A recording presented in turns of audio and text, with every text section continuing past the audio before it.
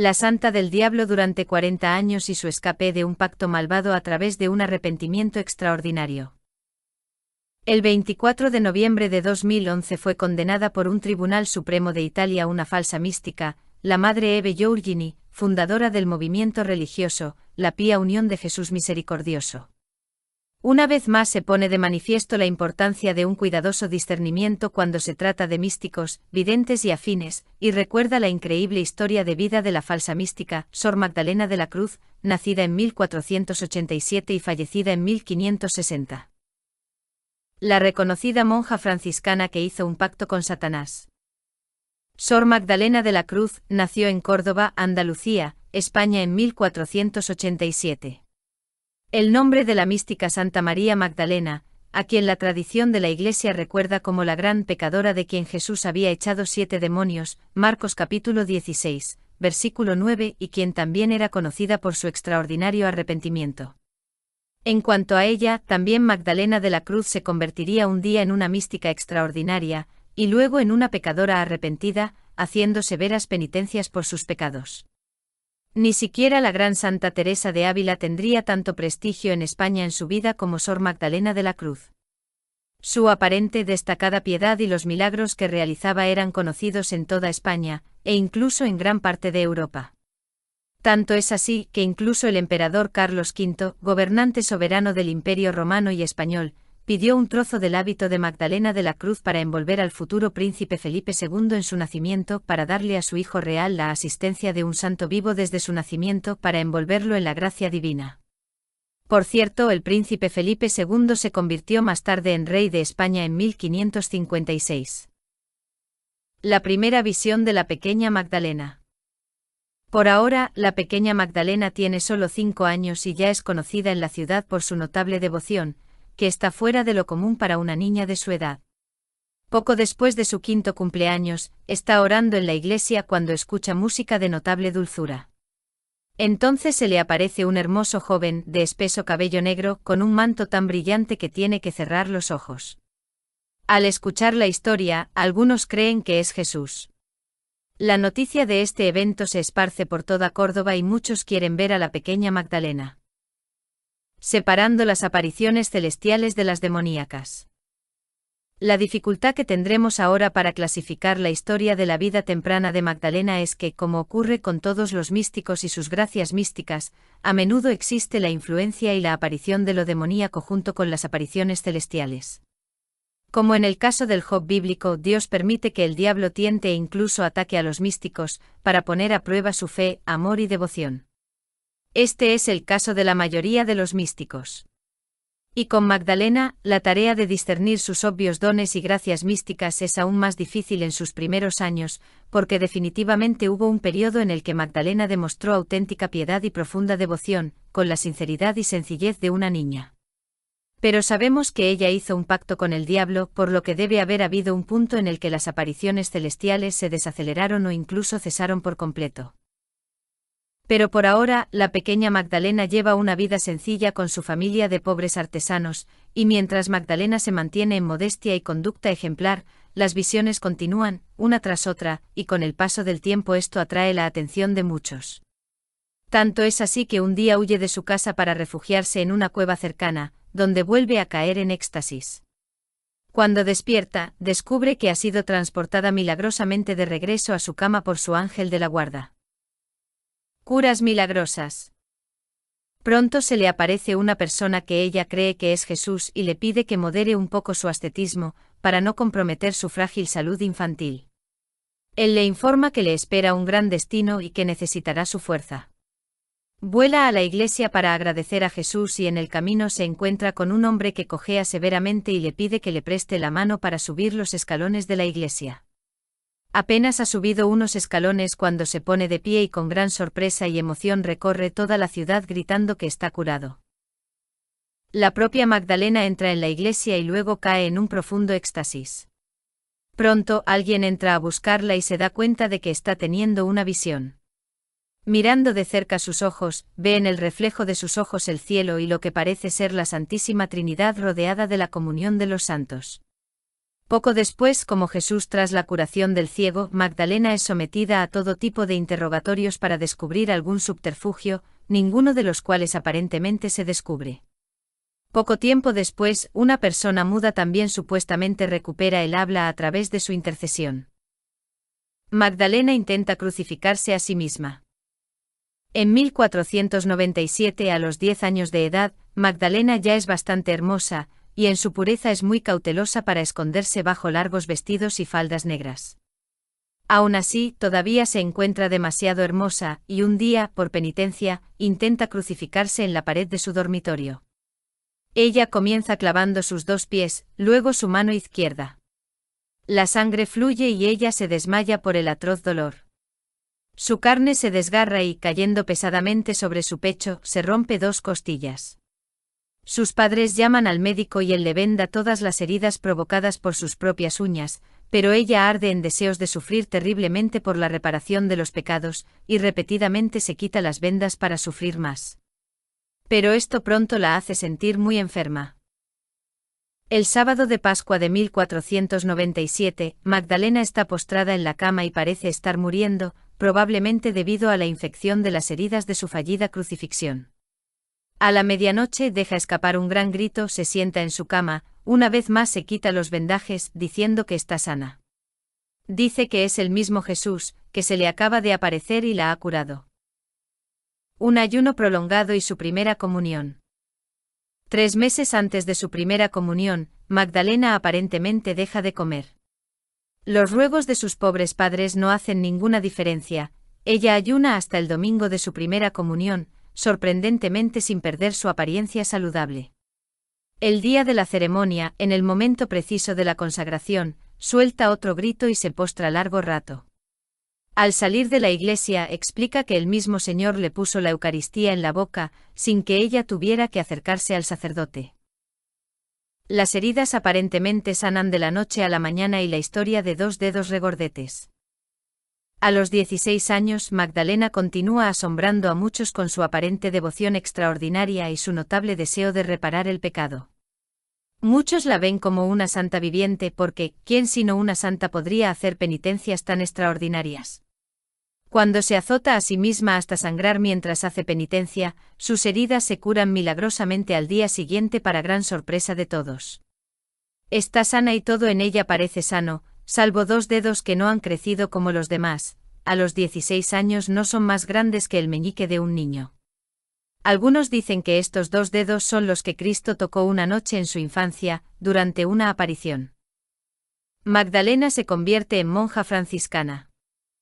En 1504, a los 17 años, Magdalena consigue por fin lo que parece ser el gran deseo de su vida, convertirse en monja franciscana, hija espiritual de San Francisco y Santa Clara.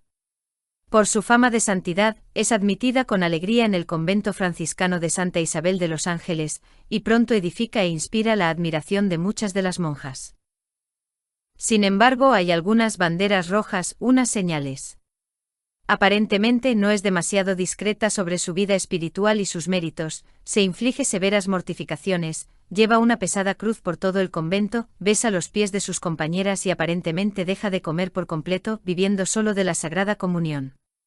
Todos estos hechos son motivo de cierta preocupación, pero parece muy devota y está dispuesta a hacer incluso las tareas más serviles y no deseadas, por lo que sus extravagancias son en su mayor parte minimizadas, al menos por ahora. Después de unos años como postulante en 1509 a los 22 años, ya tiene fama de santidad, por lo que se considera prudente dejarla tomar sus votos sola. El acontecimiento está muy esperado y bien preparado. Todos los nobles buscan obtener un buen lugar en la iglesia y para agregar aún más gloria al gran día, el propio arzobispo tiene su trono cubierto por un estrado de terciopelo ricamente bordado. Por fin llega el día de la ceremonia. Magdalena ahora será conocida como la hermana Magdalena de la Cruz, en memoria de la heroica crucifixión de su juventud. La ceremonia comienza y ella se adelanta y se arrodilla fuera del santuario, y espera escuchar el discurso del cardenal. Pero en lugar de exhortar a la novicia a la práctica de la virtud y la piedad cristianas, como es habitual, le pide públicamente sus oraciones y protección en apoyo de sí mismo y de la diócesis. La paloma milagrosa. Después, en el Kyrie eleison, sucede algo muy notable: una paloma, que parece descender directamente del techo alto de la catedral, llama la atención de todos. La paloma se posa en el hombro de Magdalena y parece hablarle al oído. Luego asciende hasta un parapeto y permanece allí como si estuviera mirando hasta el final de la ceremonia.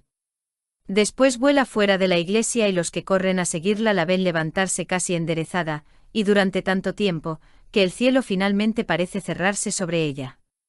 La noticia de estos eventos se extendió como la pólvora por todo el país e incluso se derramó fuera de sus fronteras.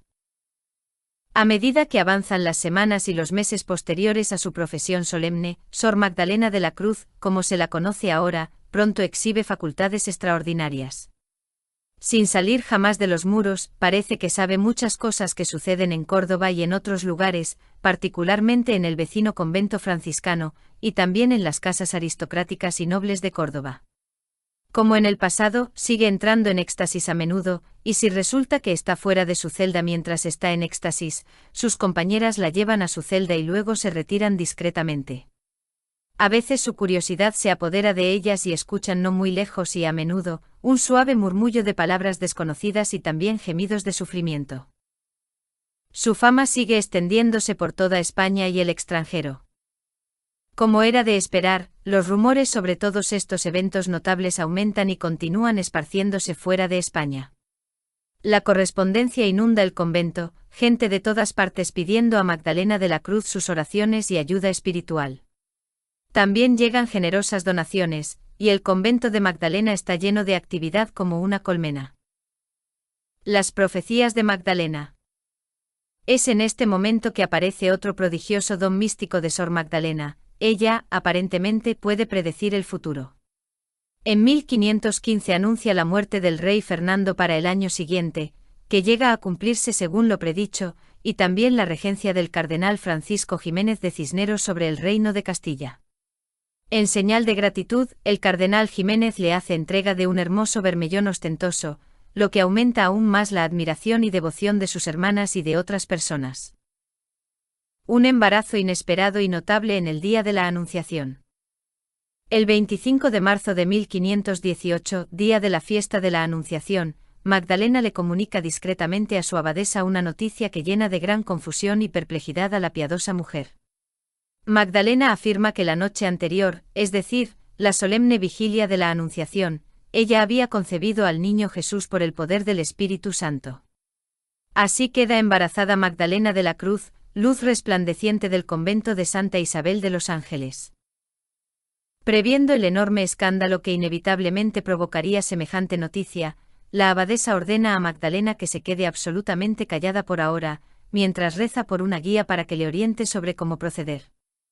A medida que pasan los días, la abadesa observa discretamente a Magdalena y al cabo de unas semanas, se ve obligada a ceder ante las evidencias evidentes, pues el abdomen de Magdalena se está redondeando notablemente y llegará el momento en que ya no podrán ocultar esta obra del Espíritu Santo, o de la naturaleza. Las monjas están divididas sobre el supuesto embarazo milagroso de Magdalena. Las monjas son informadas de la situación, y pronto el convento se divide en dos bandos. Por un lado, están quienes dudan de la concepción milagrosa, algunas quizás porque sienten una envidia oculta por Magdalena. Otras porque es algo tan extraordinario que nunca ha sucedido fuera de la Santísima Virgen María, y no hay nada en la Sagrada Escritura que apunte a un segundo nacimiento de Jesús en este mundo. En este punto, la mayoría todavía no duda de su santidad, sin embargo, todas estas cosas extraordinarias son sin duda motivo de un cuidadoso discernimiento. Y luego están todas las generosas donaciones que han estado fluyendo en honor a la Santa Viviente, y las innumerables personas que piden su intercesión y oraciones. Todo esto tiende a relegar a las otras hermanas a una posición menor en el convento, y les hace sentirse algo inadecuadas en su espiritualidad y en la práctica de la virtud. Ciertamente muchas de ellas se acusan de celos a su confesor, y deben haber albergado alguna envidia hacia ella. Y así, para algunas, por varias razones, este embarazo sobrenatural parece inconcebible, sobre todo porque tal milagro no está anunciado en las Sagradas Escrituras. Por otro lado, están aquellos, también numerosos, que dicen que Dios obra de manera misteriosa y que el Altísimo derrama toda clase de gracias extraordinarias sobre su humilde servidora durante muchos años. Es comprensible que no puedan comprender cómo pudo haber manchado su pureza, ella que parece tan devota y piadosa, y además nunca abandona los terrenos del convento. A eso los escépticos responden que recibe a su confesor sola, y también que las rejas de la cerca del convento están tan espaciadas que permiten el paso de un ser mucho más engorroso que el Espíritu Santo. Sin embargo, ambos bandos acuerdan un voto de silencio, sin embargo, algunas no pueden evitarlo y pronto la extraordinaria noticia se está extendiendo por toda Córdoba y el extranjero. Pero, ¿cómo responde Magdalena? Trata todas las noticias e insinuaciones con absoluta y completa indiferencia. Aparentemente aún más devota en la práctica de la virtud, redobla la severidad de sus penitencias, camina descalza sobre pedazos de vidrio roto y azota su espalda y hombros con instrumentos de severa mortificación, además de usar una dura disciplina de cilicio. El arzobispo ordena un examen médico a Sor Magdalena. Al enterarse de la noticia, el arzobispo de Sevilla envía a 3 matronas experimentadas parteras a examinar a Magdalena. Habiéndola examinado con mucho cuidado, anuncian que si bien es cierto que la monja está embarazada, también es un hecho muy cierto que su virginidad está completamente intacta e incuestionable. Las oraciones de acción de gracias estallan en todas las iglesias y en todo el país, y dentro del convento las escépticas y chismosas se reducen al más absoluto silencio y penitencia por sus aparentes dudas. La víspera de Navidad de 1518 Magdalena confirma que muy pronto dará a luz. Le preparan una casita al final del jardín, pues en una visión su ángel de la guarda le recomienda que dé a luz sola, para que sufra más sin ninguna ayuda humana. Magdalena permanece encerrada en la casita durante 3 días, tiempo durante el cual toda la comunidad permanece en oración.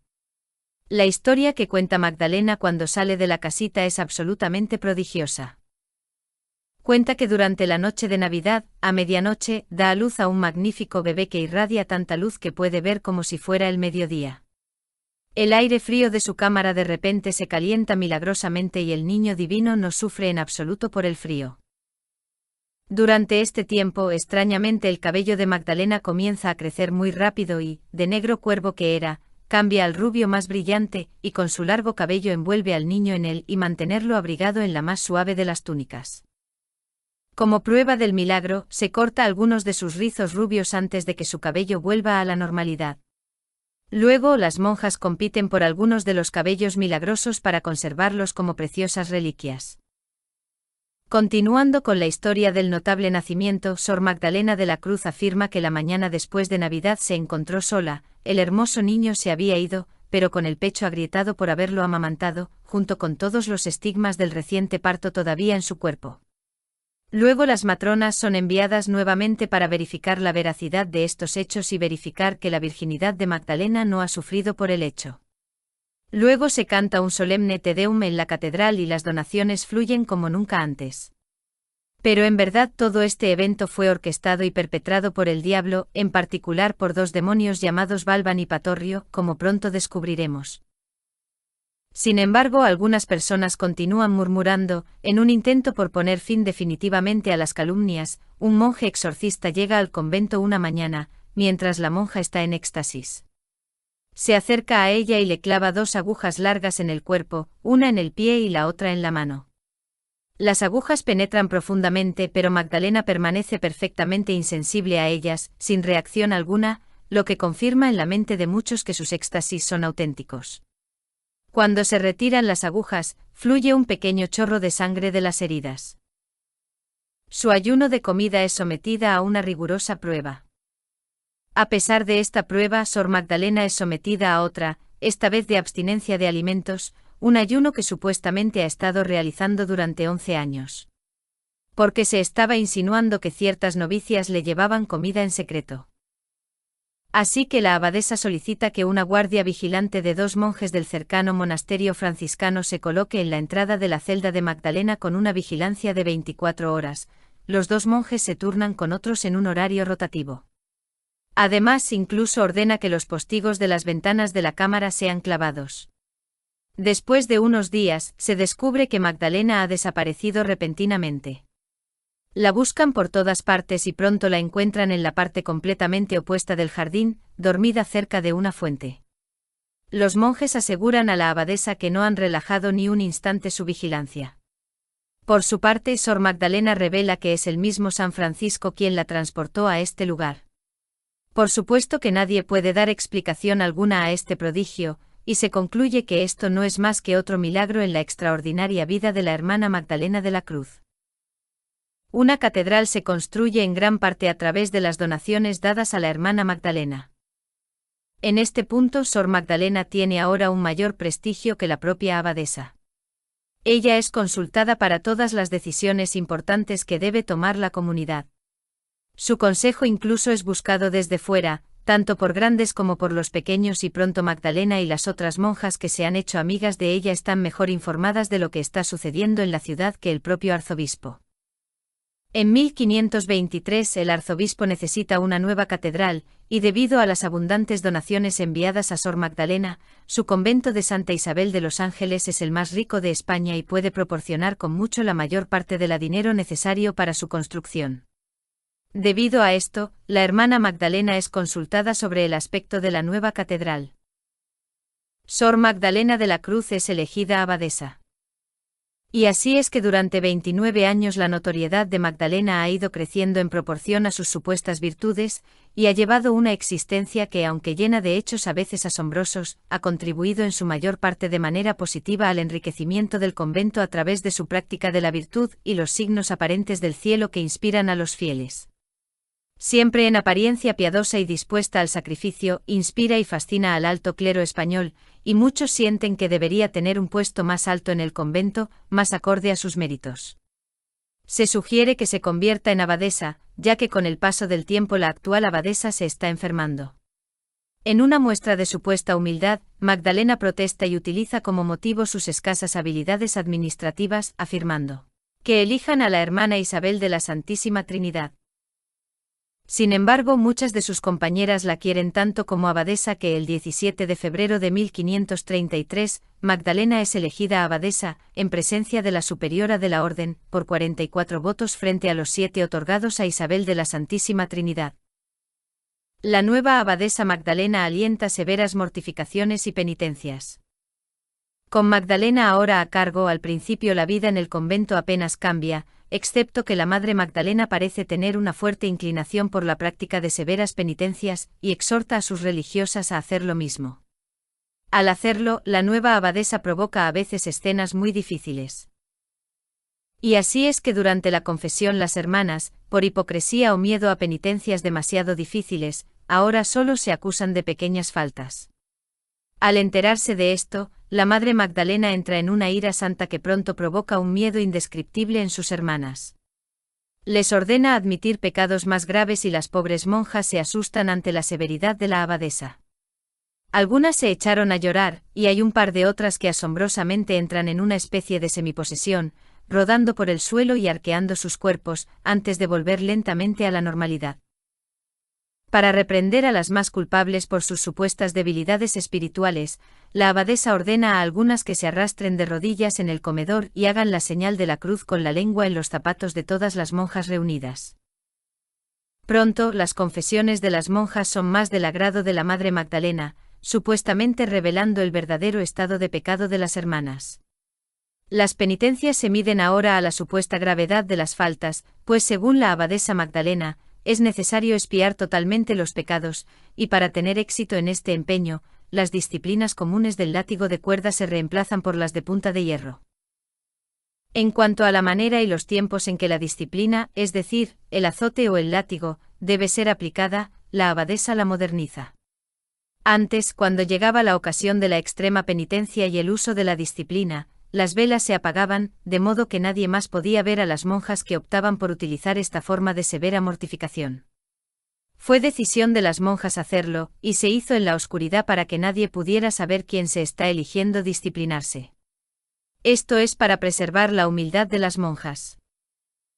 Pero a partir de ahora, la Madre Magdalena pide que las velas permanezcan encendidas, y las monjas tienen todo el tiempo necesario para azotarse abiertamente en la ejecución de la mortificación corporal y la penitencia, a la luz y presencia de las otras monjas. Según ella, la visión de la penitencia autoinfligida debería ser un estímulo para que todas ellas hagan lo mismo, o se expongan a la indignación de las demás, además de provocar sentimientos interiores de insuficiencia y debilidad espiritual y desánimo entre muchas de las monjas. Sabiendo que la Madre Magdalena estaba siendo guiada por el diablo en este momento, que pronto veremos, se supone que estas exorbitantes penitencias fueron un intento del diablo de infundir orgullo espiritual en algunas de las monjas y desánimo y desesperación en otras. Atrás quedaron las pequeñas penitencias que consistían en mendigar comida en cada mesa, porque según la Madre Magdalena un alma orgullosa puede someterse a eso con bastante facilidad. Porque, según ella, la mortificación severa es la sal de la verdadera penitencia. Ahora se anima a las monjas a permanecer de rodillas sobre tablas adornadas con clavos de hierro redondeados, se les anima a usar cilicios o cinturones con pequeñas púas de hierro apuntando hacia adentro y se les anima a estirarse en las puertas para que las otras monjas puedan caminar sobre ellas y algunas llevan una corona de espinas. Sin embargo, estas severidades extremas aparentemente no dañan la devoción externa de la mayoría de la comunidad hacia su nueva abadesa. Es reelegida 2 veces por mayoría de votos. Al parecer, nadie se atreve a cuestionar su autoridad y poder dentro de la comunidad. La Madre Magdalena relaja otras reglas de la orden. Sin embargo, sorprendentemente, la abadesa Magdalena de la Cruz relaja algunas reglas de la orden de larga data que han existido durante siglos. Esto, por supuesto, preocupa ante todo a las otras comunidades franciscanas de su orden, y también al arzobispo y a los sacerdotes dentro de la propia iglesia local.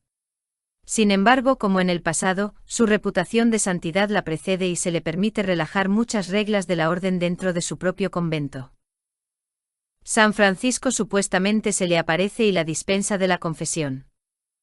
Magdalena no solo fomenta por un lado severas penitencias y mortificaciones, y por otro lado relaja algunas de las reglas de la orden, sino que ahora, aparentemente por su santidad, San Francisco, el fundador de su orden, se le aparece una noche y le dispensa de tener que confesarse en el futuro. Y para las confesiones de sus compañeras monjas, explica que es un insulto para ellas estar separadas de su confesor por una reja.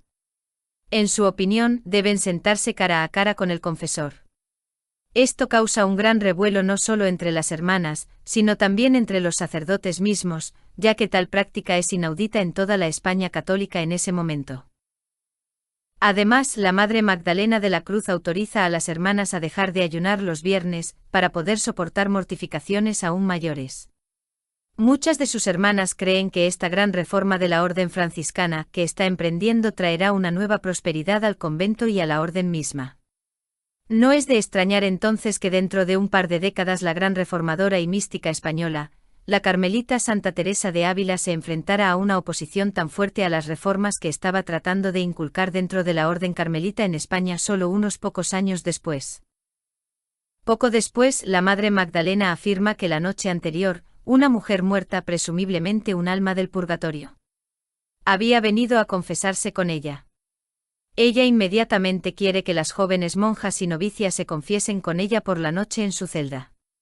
Esta innovación más reciente, por supuesto, provoca aún más murmullos y dudas, particularmente de Isabel de la Santísima Trinidad, que todavía no ha olvidado haber sido derrotada por Magdalena en las elecciones de 1533, y a quien Magdalena, como abadesa, ha infligido las más severas humillaciones que jamás haya tenido desde entonces.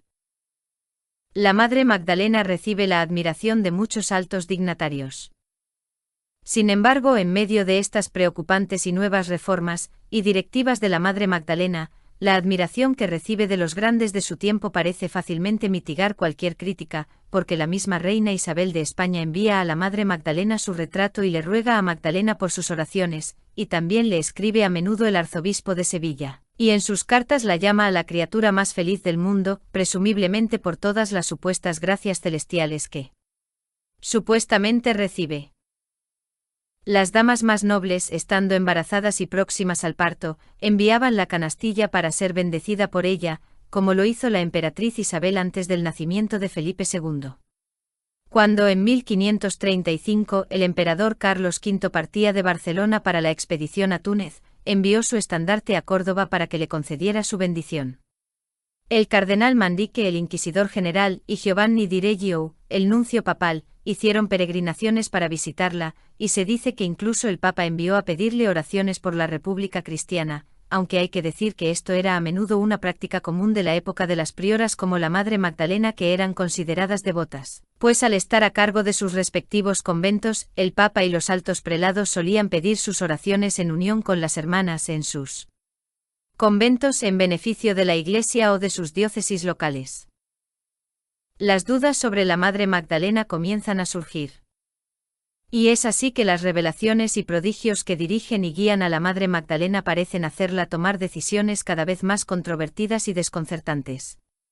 Y ahora, una vez más, da a conocer revelaciones más inquietantes una mañana. La Santísima Virgen se me apareció y me condujo por los pasillos anoche. Ella te sonrió, hermana, y luego miró a una de las que se habían opuesto a ella, pero a ti solo te miró con desprecio. Es comprensible que estas revelaciones disgusten mucho a quienes son las víctimas. Sus protestas se unen a las de las familias que afuera ven a sus hijas negárseles la entrada al convento, porque por ejemplo uno de sus antepasados quizás fuera judío. La Madre Magdalena, por supuesto, recibe su información de la Santísima Virgen misma, pero en las familias, la indignación y la ira provocan la creciente actitud de duda sobre la supuesta guía celestial recibida por la abadesa. Las elecciones de 1542 traen un resultado sorprendente. Durante las próximas elecciones para abadesa, la Madre Magdalena recibe solo un puñado de votos, e Isabel de la Santísima Trinidad es elegida por un amplio margen. En reparación, y tal vez alguna represalia por sus propias humillaciones. Esa misma noche obliga a Magdalena a hacer tantas señales de la cruz en el suelo con la lengua como baldosas en el comedor. En medio de esto, Magdalena, la ex abadesa, cae en éxtasis. Siempre que esto pasaba en el pasado, las hermanas la llevaban a su celda. Ahora, ella se queda donde está en el comedor durante buena parte de la noche. Después del éxtasis, finalmente regresa sola a su celda. Con las dudas que siguen aumentando, se sospecha de nuevo que Magdalena recibe comida clandestinamente, ya que se dice que todavía está ayunando a diario durante más de 30 años. Además, un día una pequeña caja de hierro que contiene las hostias de la comunión es llevada a la abadesa. Esta caja, encontrada bajo la cama de Magdalena, parece probar que el milagro de la comunión espontánea, repetido muchas veces en el pasado, ha sido solo un truco. Se detecta una presencia demoníaca. En 1543 cae gravemente enferma. Esta parece una buena ocasión para que la abadesa la obligue a hacer una confesión general de toda su vida. Pero en el momento en que el confesor se pone la estola preparándose para su confesión, Magdalena entra inmediatamente en convulsiones. El sacerdote sospecha una presencia demoníaca, por lo que envía a buscar a un médico que sabe que también está bien versado en la vida espiritual. Examina a Magdalena y advierte que durante uno de sus éxtasis, los ojos de Magdalena no se quedan fijos, que es una de las señas de identidad de los éxtasis reales. Sin embargo, la apuñala con una aguja y no obtiene ninguna reacción. Pero cuando sabiamente sumerge la aguja en agua bendita, Magdalena lanza un gemido. Esto inmediatamente genera sospechas y preocupaciones de que la hermana Magdalena pueda estar infestada o incluso poseída por un demonio. A medida que pasa el tiempo, la enfermedad de Magdalena continúa empeorando. Aparentemente fuera de lugar, ahora está preocupada y a menudo, le pide al médico que la mantenga informada sobre la evolución de su enfermedad. Un día de diciembre, ella escucha: «Te estás muriendo. No verás otra Navidad». Muy angustiada, Magdalena de repente se retuerce en su cama y luego se levanta y suelta misteriosas palabras. 1544 Los 40 años anunciados, soy un perro maldito. Llévame al infierno. Luego vuelve a caer en su cama y comienza a proferir repugnantes blasfemias antes de ser sacada repentinamente de su cama por una fuerza invisible y sostenida en el aire. Luego cae pesadamente sobre la cama varias veces, pero aparentemente sin lastimarse. Después de un poco de reflexión, la abadesa decide llamar a un sacerdote muy viejo y experimentado, llamado el reverendo don Juan de Córdoba, y le pide que la examine y, si es necesario, exorcice a Magdalena inmediatamente. No mucho después de visitar a Magdalena, el anciano la mira y le ordena: Te ordeno en el nombre de Jesús que dejes a esta pobre mujer y te atrevas a decir tu nombre. El demonio primero deja escapar un grito terrible en el que se reconoce el nombre Balban. Más tarde, durante los exorcismos, se descubrió que otro demonio llamado Patorrio también la estaba influenciando. La risa demoníaca se intensifica y las palabras pronunciadas son horribles. El demonio se enorgullece de todo el desorden que ha podido causar durante tantos años en el convento, y jura que volverá. Así el reverendo don Juan de Córdoba logra establecer al menos un caso sólido de infestación demoníaca, y tal vez incluso de posesión, y la noticia se difunde primero entre las monjas, y poco después entre el clero y los habitantes de Córdoba, y luego por todo el territorio de España. Sin embargo, al día siguiente el provincial de los franciscanos se dirige en persona al lecho de la monja moribunda. Permanece allí varias horas y recibe una confesión completa, de la cual no dice nada. Sin embargo, todos los que se encuentran con él después se dan cuenta de que lleva una carga muy pesada, un secreto espantoso, una pesadilla que ha durado toda una vida, la vida de la Santa Magdalena de la Cruz, la diabólica abadesa de Córdoba. Sor Magdalena de la Cruz admite pacto de 40 años con el diablo. A continuación, se envía un inquisidor a investigar el espinoso asunto por orden expresa del cardenal Juan Pardo de Tavera, primado de España. Es mucho más joven que el reverendo don Juan de Córdoba y le inspira confianza. Ella le revela que el hermoso joven de cabello oscuro que se le apareció a la edad de 5 años era en realidad el diablo. Le había prometido la fama y el respeto de todos, si ella aceptaba en obedecerle siempre. También es Satanás quien deja su huella al tocar sus 2 dedos que a partir de entonces dejan de crecer. Y es también el quien le enseña el engaño de las hostias, y la asiste con la simulación de éxtasis. Sus gritos en la noche no están inspirados de ninguna manera por el amor estático que siente por el Creador, sino por las caricias malignas del demonio. Al escuchar confesiones tan desconcertantes, el inquisidor se horroriza y casi instintivamente hace la señal de la cruz sobre sí mismo. Inmediatamente Sor Magdalena comienza a insultar al sacerdote con palabras viles y abominables.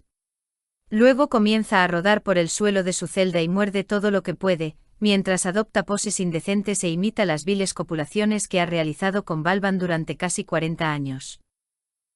Por ser un inquisidor experimentado, el buen monje había pedido a las monjas mayores y más experimentadas que se quedaran en el pasillo para escribir las palabras de la Magdalena caída, para poder documentar y luego servir como testigos. A partir de aquí el caso de la hermana Magdalena de la Cruz está bien documentado y preparado rápidamente. Comienzan los exorcismos de Sor Magdalena. Durante el extenso curso de los interrogatorios que formaron parte del exorcismo en curso durante el cual Balban es muy a regañadientes desalojado de Magdalena, se descubre que los medios más malvados y horribles se utilizaron para socavar el alma de Magdalena cuando era niña. Se creía que originalmente la eligió porque de hecho era muy piadosa y devota de Dios, y por eso, en su terrible maldad, procuró fervientemente despojar a Dios de uno de sus favoritos. Pero pronto veremos cómo Dios gana triunfalmente al final. Durante los continuos exorcismos se sabe que cuando Magdalena se convirtió en una joven adulta, el demonio Balban dejó de parecerle un hermoso joven, como lo venía haciendo desde que ella tenía 5 años. Una noche, cuando la joven lo esperaba como de costumbre, se presentó ante ella en forma de una bruma reluciente que se condensa y toma la forma de un hombre altísimo, de pelo largo, que irradia una luz rojiza. Ella grita a Jesús, pero esto por supuesto disgusta mucho al demonio, que la levanta con su mano ardiente y la deja caer al suelo.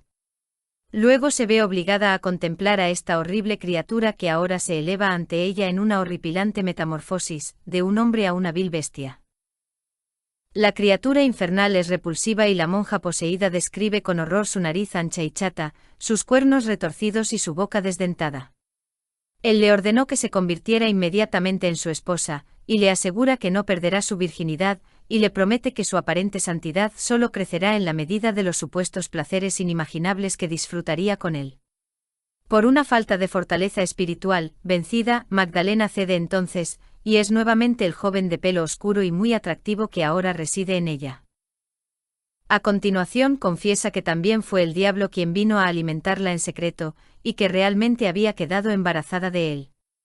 Él le había dicho que no arriesgaba nada si seguía sus instrucciones.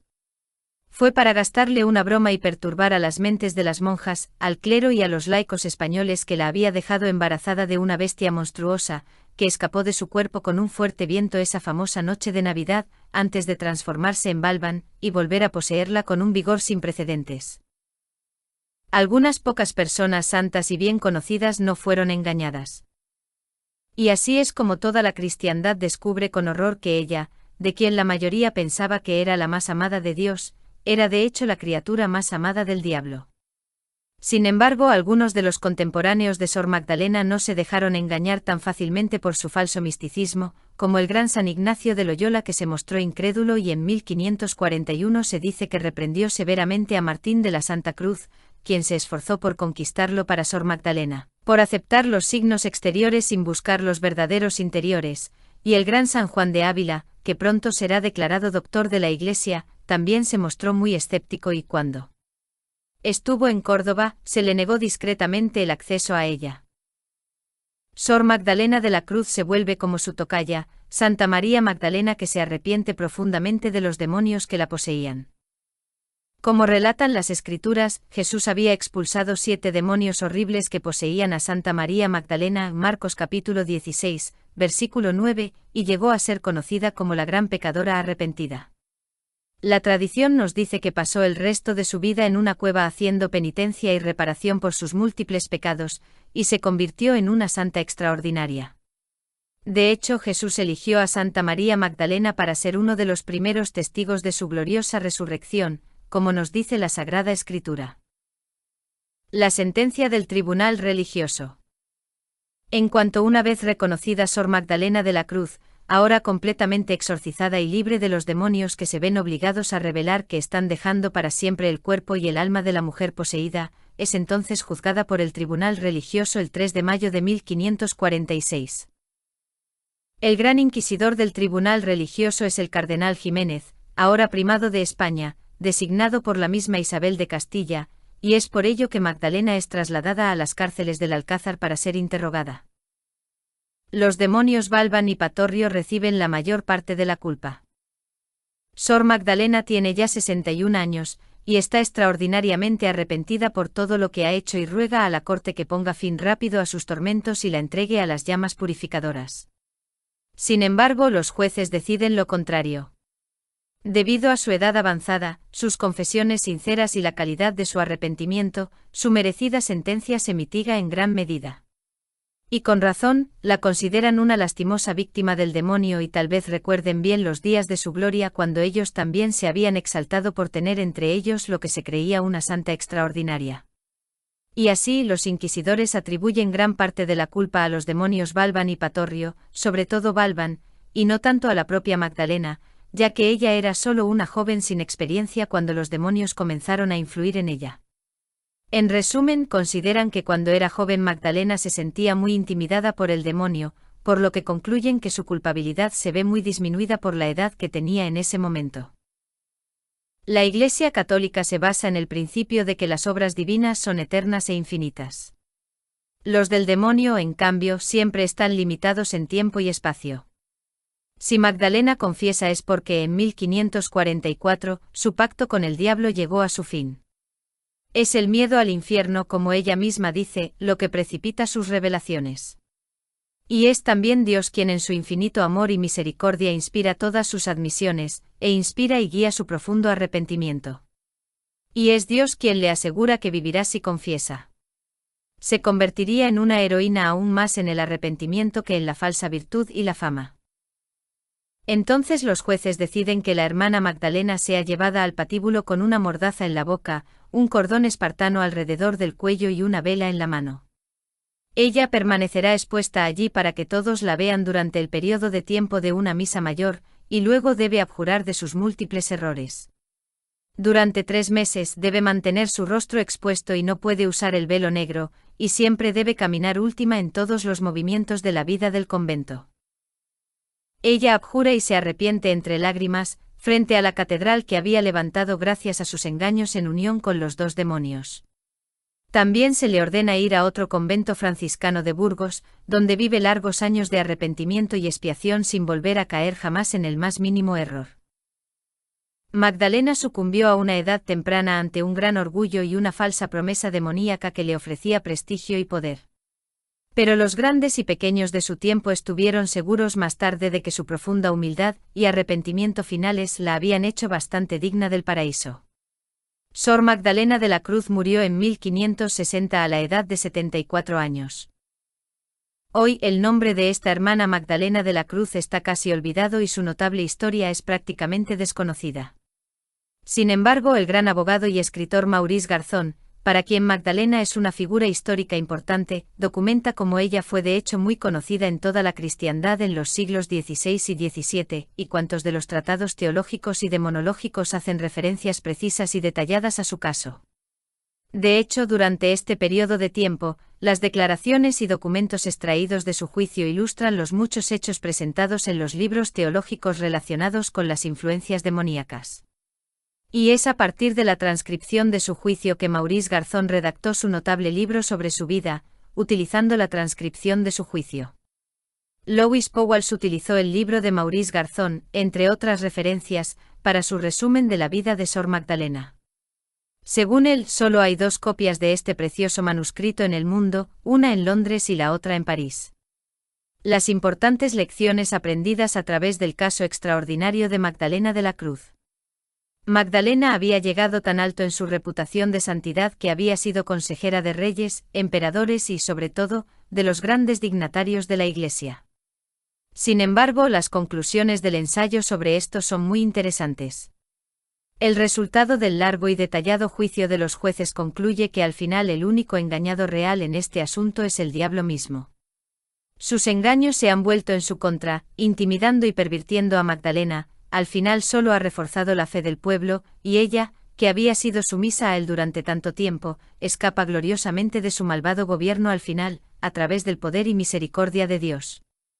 Y la verdad vence las mentiras del diablo y los engaños que inspira a través de sus demonios.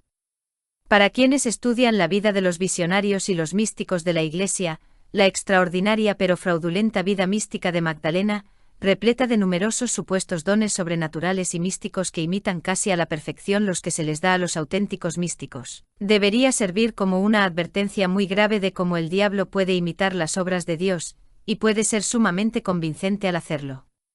Porque como vemos en el caso de Sor Magdalena, supo engañar incluso a cardenales, sacerdotes, teólogos y otras personas con mucha experiencia en la vida mística y en los asuntos espirituales. La causa fundamental del engaño continuo. La necesidad de dirección espiritual y obediencia. El importante elemento faltante que permitió los continuos engaños demoníacos en la vida de la hermana Magdalena fue la ausencia de un sacerdote director espiritual, para guiar y discernir sus supuestos dones místicos y gracias sobrenaturales. La obediencia es la prueba de fuego de la Iglesia, y parece que Sor Magdalena nunca fue sometida a la obediencia de un director espiritual. Si lo hubiera sido, los engaños demoníacos ciertamente se habrían detectado mucho antes. Los místicos y videntes siempre deben ser guiados por un sacerdote director espiritual, y debe ser siempre el sacerdote quien dirige al místico, y no el místico quien dirige al sacerdote. Un sacerdote director espiritual representa a Cristo y su autoridad dentro de la Iglesia, y por lo tanto, las gracias místicas y sobrenaturales deben estar sujetas a esta autoridad para ayudar a discernir su autenticidad. Seguramente otra de las lecciones espirituales es que todo lo que reluce no es necesariamente oro, y el diablo no falsifica el estaño ni el cobre, ni siquiera la plata, sino que busca falsificar el oro. Por eso debemos tener mucho cuidado con la ayuda de Dios, de no dejarnos engañar por sus falsos engaños. Que Jesús nos inspire, guíe y proteja, y que la Santísima Virgen María nos cubra bajo su manto. San Miguel Arcángel, defiéndenos en la batalla.